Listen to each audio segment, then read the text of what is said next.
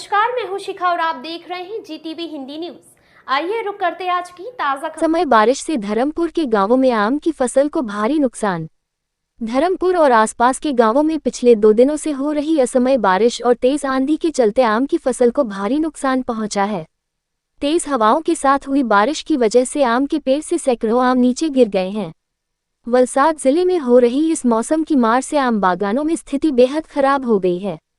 तेज आंधी से पेड़ों पर लगे पके आम जमीन पर गिरकर खराब हो गए हैं, जिससे किसानों को बड़ा आर्थिक झटका लगा है। धर्मपुर के नजदीकी कई गांवों में बारिश का पानी आमों पर पड़ने से वे खाने लायक भी नहीं बचे हैं। गिर चुके आम अब व्यापारी भी लेने को तैयार नहीं है, क्योंकि ये आम न तो ताज़ा रहे और न ही बाजार में बेचने लायक। अब इन गिरे हुए आमों को केवल केनिंग कंपनियां ही खरीद रही हैं, वह भी महज 200 रुपये प्रति 20 किलो की दर से। किसान इन आमों को लेकर धर्मपुर की मंडियों में पहुंच रहे हैं, लेकिन बहुत ही कम दाम मिलने के कारण निराश नजर आ रहे हैं। किसानों की मांग है कि सरकार उनकी इस प्राकृतिक आपदा से हुई क्षति का मुआवजा दे, ताकि वे अपने नुकसान की कुछ भरपाई कर सकें। પ્રભાકર યાદવ નુકસાનની વાત કરું તમને તો મોસ્ટ ઓફ જે આપણે ગામડાઓની જે કેરીને પકડીએ, જો પાકને તૈયાર થવામાં થોડો સમય હતો ને ઝાડ પર કેરીઓ હતી ને તમે જો વાવાઝોડું જો કાલનો જે વાતાવરણ જે હતું ને તમે જે પવન ફૂંકાતો હતો તે જોઈને મોસ્ટ ઓફ તમે ઝાડવા નીચે જો તો જો કદાચ 10 મણની સરેરાશ પકડીએ તો તેમાંથી 4 થી 5 મણ તો નીચે કાલની જ હતી ને આજે પણ થોડું થોડું એનો દેખાય છે। તો 1-2 મણ તો આજની પણ સરેરાશ પકડીએ તો 10 મણના ઝાડ પર કદાચ 3 મણનો ફળ રહી ગયો તેવું લાગે।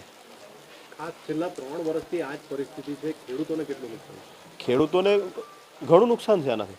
આખું વર્ષ એ લોકો આ ફળથી આપણા ગામડાઓના કે પછી મોટી વાડીવાળા પણ પોતપોતાનું ગુજરાન કરતા હોય છે।